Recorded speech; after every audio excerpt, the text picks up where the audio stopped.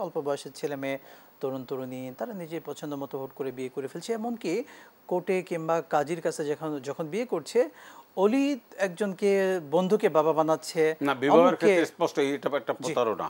জি এটা একটা প্রতারণা, এটা প্রেমের টান। এটা হচ্ছে অবৈধ প্রেমের টান। এটা হচ্ছে দীর্ঘদিন একটা রিলেশন থাকে, রিলেশনশিপটাকে একটা লাস্টে একটা বিবাহের বাস্তব, এটা জায়েজ নেই। এটা একটা পরিষ্কার কথা।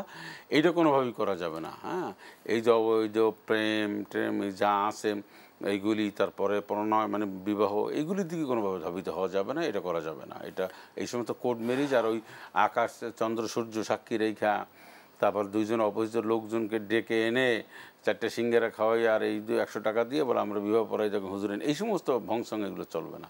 এটা ঠিক না বিবাহ। নিঃসন্দেহে। এবং এই বিয়েগুলো যারা করে তারা বেশি দিন কিন্তু টেকেও না, আপনি না, দেখবেন, এগুলো এবং সেই পরিবারে ক্ষণস্থায়ী। কখনো শান্তি নেই কিন্তু। ক্ষণস্থায়ী, জি জি জি।